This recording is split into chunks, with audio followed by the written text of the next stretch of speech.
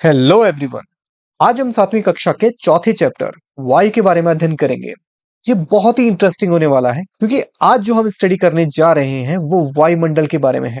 ये तो आप सभी जानते हैं कि नाइट्रोजन गैस वायुमंडल में सर्वाधिक रूप से मौजूद है, लेकिन क्या आप जानते हैं कि यदि नाइट्रोजन ना हो तो आग पर काबू पाना ही मुश्किल हो जाएगा। नाइट्रोजन ना हो तो धरती पर जीवन की कल्पना करना मुश्किल हो जाएगा।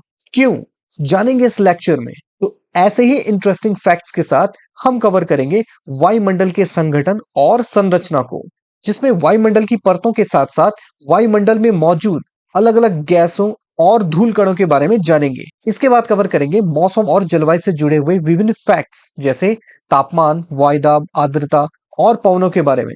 तो चलिए फटाफट से शुरू करते हैं इस इंटरेस्टिंग से टॉपिक को। हेलो एवरीवन, मैं हूं डॉक्टर आशुतोष जंगवान और आप सभी का इस लेक्चर में स्वागत है। तो आइए शुरू करते हैं। सबसे पहला टॉपिक है वायुमंडल किसे कहते हैं। देखिए, वायुमंडल से आशय पृथ्वी के चारों ओर मौजूद गैसीय आवरण से है। हमारी पृथ्वी चारों ओर से वायु की घनी चादर से घिरी हुई है। इस आवरण को ही वायुमंडल कहते हैं। यह वायुमंडल ही है जिसके कारण पृथ्वी पर जीवन पाया जाता है। पृथ्वी पर रहने लायक आवश्यक तापमान इस वायुमंडल की ही देन है।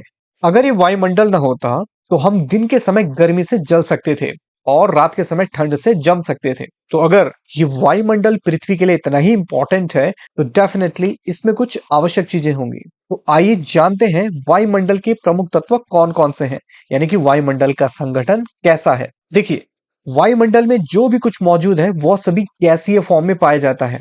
इसमें पाई जाती है विभिन्न प्रकार की गैसें, जलवाष्प और धूल के कण। तो सबसे पहले बात करते हैं गैसों के विषय में। वायुमंडल में पाई जाने वाली गैसों का वितरण इस प्रकार है।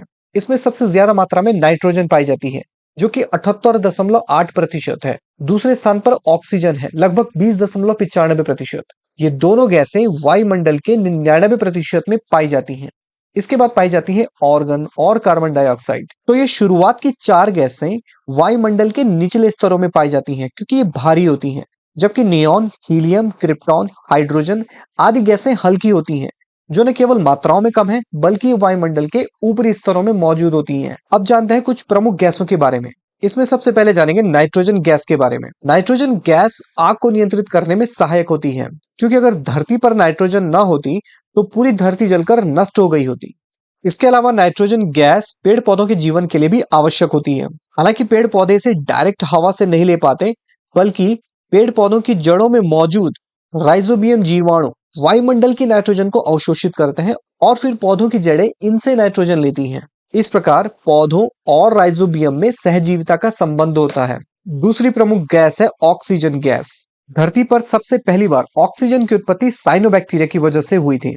यह शैवाल की एक प्रजाति है और शैवाल तथा पेड़ पौधे प्रकाश संश्लेषण की प्रक्रिया से ऑक्सीजन का निर्माण करते हैं। तो इस प्रकार वायुमंडल को ऑक्सीजन पेड़ पौधों से प्राप्त होती है। तीसरी प्रमुख गैस है कार्बन डाइऑक्साइड, जो कि हमारे लिए बहुत अधिक इंपॉर्टेंट है क्योंकि इसी के कारण धरती पर रहने लायक तापमान बना रहता है। कार्बन डाइऑक्साइड गैस धरती पर ग्रीन हाउस प्रभाव को बनाए रखती है। एक्चुअली कार्बन डाइऑक्साइड पृथ्वी के चारों ओर एक कंबल की तरह कार्य करती है। यह सूर्य से आने वाली रोशनी को तो आने देता है, लेकिन धरती से जाने वाली गर्मी को रोक देता है और उस गर्मी को वापस पृथ्वी की ओर धकेल देता है, जिसके कारण वायुमंडल के तापमान में वृद्धि होती है और इस प्रक्रिया को ही ग्रीन हाउस प्रभाव कहा जाता है। मतलब एक ऐसी कंडीशन जिसमें सूर्य का प्रकाश वायुमंडल के अंदर आकर पृथ्वी को गर्म करता है, लेकिन यह उस गर्मी को वापस नहीं जाने देता। लेकिन बीते कुछ समय में मानव ने इतना पोल्यूशन फैला दिया है कि उसके कारण वायुमंडल में कार्बन डाइऑक्साइड की मात्रा में वृद्धि होने लगी है और इसके कारण धरती के तापमान में भी वृद्धि होने लगी है। और धरती के तापमान में वृद्धि की इस घटना को ग्लोबल वार्मिंग कहते हैं। इसके बारे में विस्तार से आगे की कक्षाओं में बताया जाएगा। इसके बाद एक प्रमुख गैस है ओजोन गैस। यह गैस सूर्य से आने वाली हानिकारक पराबैंगनी किरणों, जिसे हम अल्ट्रावायलेट रेज भी कहते हैं, उससे धरती की रक्षा करता है। अल्ट्रावायलेट किरणें 3 प्रकार की होती हैं, यूवीए, यूवीबी और यूवीसी। इसमें यूवीए किरण तो ओजोन परत से पूरी तरीके से पार हो जाती है, यह हानिकारक नहीं होती है, जबकि यूवीबी किरण अधिकतर अवशोषित कर ली जाती हैं। लेकिन यूवीसी किरण ओजोन परत द्वारा पूरी तरीके से अवशोषित कर ली जाती है।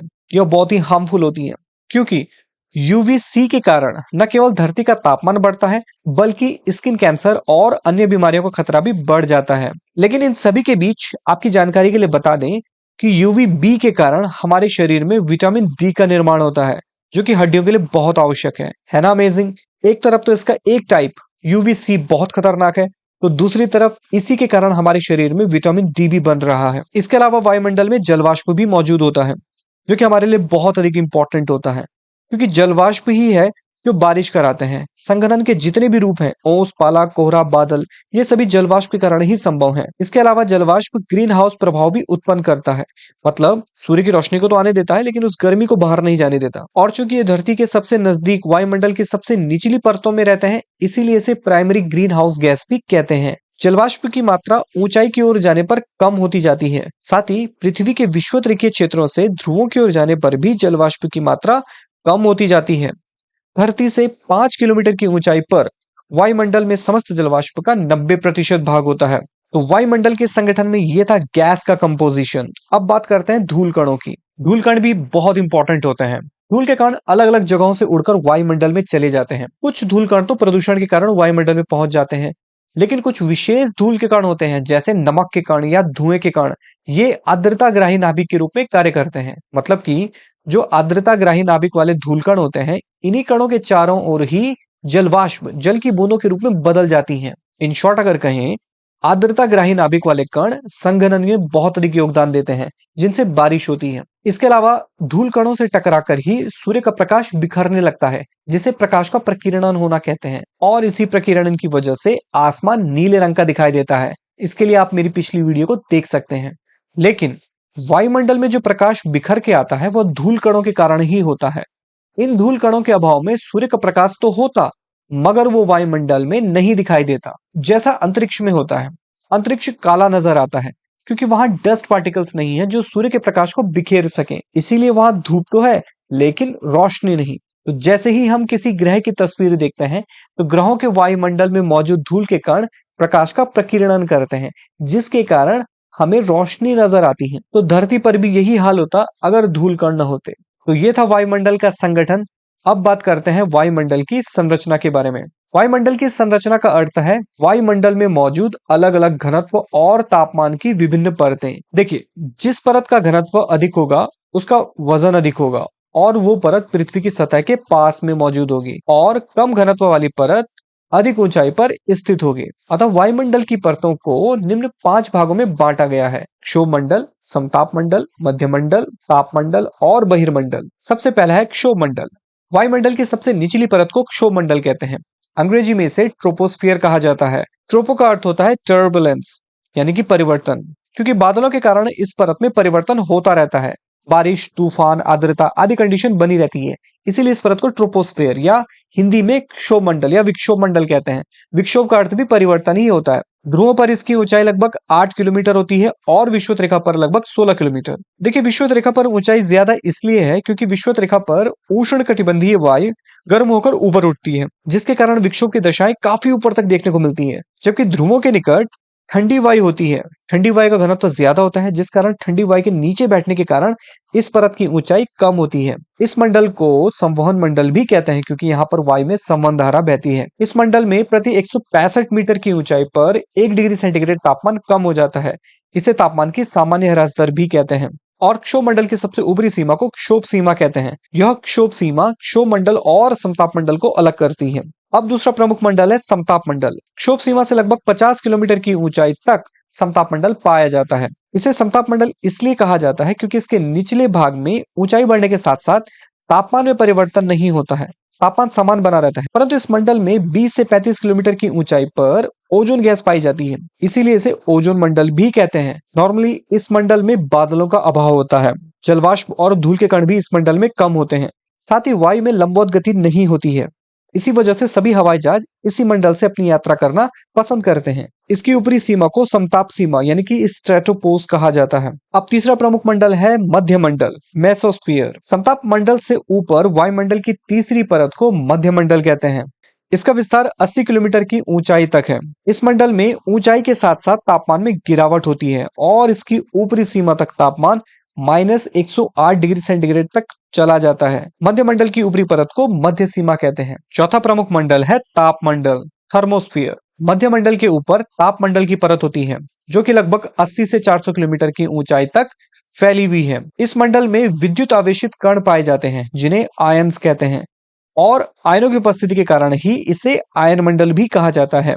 आयनों की उपस्थिति के कारण हमें पृथ्वी के दोनों गोलार्धों पर आसमान में रोशनी के बरसात नजर आते हैं। इन्हें उत्तरी ध्रुव में ऑरोरा बोरियालिस कहते हैं और दक्षिणी ध्रुव में ऑरोरा ऑस्ट्रालिस कहते हैं। इस मंडल में ऊंचाई बढ़ने के साथ साथ तापमान में वृद्धि होती है। पांचवा प्रमुख मंडल है बहिर्मंडल, एक्सोस्फियर, जो वायुमंडल की सबसे ऊपरी और अंतिम परत है। इस मंडल में जितनी भी गैस और अन्य कण मौजूद हैं, वे सभी विरल अवस्था में हैं, यानी कि बहुत दूर दूर हैं। यही कारण है कि भले ही इस मंडल में ऊंचाई बढ़ने पर तापमान बढ़ता है, किंतु तापमान महसूस नहीं होता है। तो ये था वायुमंडल और उसकी संरचना। अब दूसरा प्रमुख टॉपिक है मौसम एवं जलवायु। आपने अक्सर टीवी न्यूज चैनल्स में मौसम की भविष्यवाणी देते हुए सुना होगा, जिसमें बताते हैं कि आज का तापमान इतने डिग्री है, ह्यूमिडिटी इतने हैं, वायुदाब इतना है। ये सभी वायुमंडल की दशा को बताते हैं कि क्या आज वायुमंडल में बारिश होगी, धूप लगेगी या फिर तूफान आएगा, वगैरह वगैरह। तो जब ये सभी फैक्टर्स थोड़े समय के लिए वायुमंडल में मौजूद रहते हैं, तो इसे मौसम कहते हैं। जैसे आज अगर सुबह बारिश होगी तो इसे बारिश का मौसम कहेंगे। यदि आज धूप खिली है तो इसे साफ सुथरा मौसम कहेंगे, और यदि शाम को तूफान आ रहा है तो इसे तूफानी मौसम कहेंगे। तो मौसम बहुत ही अल्पकालिक होता है और थोड़े समय की वायुमंडल की दशाओं को बताता है। यहाँ तक कि एक ही दिन में 3 अलग अलग प्रकार के मौसम हो सकते हैं, लेकिन अगर यही मौसम थोड़े लंबे समय तक विद्यमान रहे तो यह जलवायु कहलाता है। जैसे बारिश अगर 2-3 महीनों तक होती रहे तो यह मानसून जलवायु कहलाता है। ठंड यदि लंबे समय तक रहे तो यह शीत जलवायु कहलाता है। तो ये था मौसम और जलवायु में अंतर। मौसम के प्रमुख तत्वों में हम जानेंगे सबसे पहले तापमान के बारे में। तापमान का अर्थ होता है वायु में मौजूद ताप एवं शीतलता का परिमाण। शॉर्ट में कहें तो degree of heat is called temperature. यह किसी वस्तु के प्रति इकाई आयतन में ऊष्मा या ऊर्जा की मात्रा की माप को प्रदर्शित करता है। इसके कारण ही वस्तुएं या तो गर्म या ठंडी प्रतीत होती हैं। तापमान न केवल वायु में उपस्थित जलवायु की वास्तविक मात्रा को प्रभावित करता है, बल्कि वायु की आर्द्रता धारण की क्षमता को भी निर्धारित करता है। दूसरा फैक्टर है वायुमंडलीय दाब। वायुदाब का सीधा सा अर्थ है वायु के द्वारा लगने वाला दबाव। देखिए, जैसा कि अभी हमने जाना कि वायुमंडल की मोटाई है लगभग 640 किलोमीटर और यह 5 परतों में बटा हुआ है, जिसमें मौजूद है विभिन्न प्रकार की गैस, धूल के कण आदि। तो इन सभी परतों का भार जब धरातल के किसी क्षेत्र विशेष पर पड़ता है तो इस दाब को ही वायुदाब कहते हैं। लेकिन आश्चर्य है ना, कितने भयंकर दबाव को हम महसूस नहीं कर पाते। वो ऐसा इसलिए है क्योंकि वायु का दबाव हमारे शरीर के ऊपर सभी दिशाओं से लगता है और लगभग इतना ही बल हमारा शरीर अंदर से बाहर की ओर लगाता है। इसीलिए बाहर का वायुदाब और मानव शरीर के भीतर का दबाव लगभग बराबर ही रहता है और हमें यह वायुदाब महसूस नहीं होता है। चूंकि वायुदाब वायुमंडल की समस्त परतों का दाब होता है, इसीलिए समुद्र स्तर पर यह वायुदाब सर्वाधिक होता है, जो कि 1013.25 मिलीबार नापा जाता है। समुद्र स्तर से जैसे जैसे ऊपर उठते हैं, वायुदाब कम होता जाता है। मौसम और जलवायु के संदर्भ में वायुदाब 2 तरीके से इंपॉर्टेंट रोल प्ले करता है। पहला, वायुदाब में अंतर के कारण ही पवनें चलती हैं। पवनें हमेशा उच्च वायुदाब से निम्न वायुदाब की ओर बहती हैं। और दूसरा, कि तापमान के कारण वायुदाब प्रभावित होता है। जैसे जब किसी क्षेत्र की वायु ठंडी होती है तो ठंडी होने के कारण वायु सिकुड़ने लगती है और भारी होने लगती है। तो जब वायु भारी होगी तो उसके नीचे का दबाव भी बढ़ता जाएगा। इस प्रकार उस क्षेत्र में उच्च वायुदाब की कंडीशन होगी। और गर्म वायु चूंकि हल्की होती है, इसीलिए उसका वायुदाब कम होगा और उन क्षेत्रों में निम्न वायुदाब की कंडीशंस पैदा होगी। तो इस प्रकार तापमान और वायुदाब में विपरीत संबंध होता है, यानी कि उच्च तापमान होने पर वायुदाब निम्न होता है और निम्न तापमान पर वायुदाब बढ़ता चला जाता है। तीसरा प्रमुख फैक्टर है सूर्यताप, इंसोलेशन। सूर्यताप का अर्थ है कि सूर्य से प्राप्त होने वाला ताप, अर्थात सौर विकिरण की वह मात्रा जो पृथ्वी को प्राप्त होती है, उसे सूर्यताप कहते हैं। पृथ्वी अपनी समस्त ऊर्जा का 99.99% भाग सूर्यताप से ही प्राप्त करता है। हालांकि यह ताप भी कुल सौर ऊर्जा का मात्र 1/2 अरबवा भाग ही होता है, लेकिन ये ऊर्जा भी पूरे पृथ्वी पर जीवन की दशाओं को संचालित करने के लिए पर्याप्त है। पृथ्वी सूर्य से विकिरित होने वाली ऊर्जा की मात्रा को 1.94 कैलोरी प्रति वर्ग सेंटीमीटर प्रति मिनट की दर से प्राप्त करती है, जिसे सौर स्थिरांक कहा जाता है। परंतु पूरी पृथ्वी पर सभी जगह पर एक समान मात्रा में सूर्यताप प्राप्त नहीं होता है। विषुवत के क्षेत्रों में सर्वाधिक ताप प्राप्त होता है, जबकि ध्रुवों की ओर जाने पर सूर्यताप की मात्रा कम होती जाती है। ऐसा सूर्य की किरणों के तिरछेपन के कारण होता है। चौथा फैक्टर है आर्द्रता, ह्यूमिडिटी। देखिए, वायुमंडल में उपलब्ध जल का गैसीय रूप यानी कि जलवाष्प ही वायुमंडलीय आर्द्रता है। पृथ्वी के वायुमंडल में गैसों के अलावा जलवाष्प भी पर्याप्त मात्रा में विद्यमान है। सूर्य ताप के कारण सागरीय जल भाप बनकर वायुमंडल में पहुंचता है, जिससे वायुमंडल में आर्द्रता में वृद्धि होती है। वायु के तापमान में वृद्धि से आर्द्रता में भी वृद्धि होती है। यही कारण है कि ग्रीष्म ऋतु में शीत ऋतु की अपेक्षा वायुमंडलीय आर्द्रता बढ़ जाती है। जब वायुमंडल के ताप में परिवर्तन होता है, तो वायुमंडल की आर्द्रता धरातल पर ओस, पाला, धुंध और वर्षण के विभिन्न रूपों जैसे वर्षा, बर्फबारी, तुषार, तड़ित के रूप में दिखाई देती है। अब बात करते हैं सबसे अंतिम फैक्टर यानी कि पवनों के बारे में। उच्च वायुदाब से निम्न वायुदाब क्षेत्र की ओर वायु की गति को पवन कहते हैं। मतलब पवन गतिशील होती है। यह वायु की गतिशीलता को दर्शाती है। इसीलिए गतिशील होने के कारण विंड की वेलोसिटी को मापते हैं, जबकि वायु स्थिर होने के कारण उसका एयर प्रेशर मेजर करते हैं। यह दोनों को मापने का मापदंड है। पवनों को 3 प्रकारों में बांटा गया है। नंबर 1 स्थायी पवन, दूसरा है मौसमी पवन और तीसरा है स्थानीय पवन। तो पृथ्वी पर व्यापारिक पवने, पछुआ पवने और ध्रुवीय पवनों को स्थायी पवन कहते हैं, क्योंकि ये तीनों प्रकार की पवने भले ही पृथ्वी की अलग-अलग पेटियों में बहती हों, लेकिन इनका पथ और इनकी दिशा हमेशा एक ही रहती है, स्थायी रहती है, फिक्स्ड रहती है, इसीलिए इन्हें स्थायी पवने कहते हैं। दूसरा है मौसमी पवने। ये पवने ऋतुओं के अनुसार अपनी दिशा बदल देती हैं। जैसे भारत में मानसूनी पवने जून जुलाई में बंगाल की खाड़ी से स्थल भाग की ओर चलती हैं, लेकिन अक्टूबर नवंबर में स्थल से समुद्र की ओर भी एक पवन वापस आती है। इसे लौटता हुआ मानसून कहते हैं। और तीसरी पवन है स्थानीय पवन।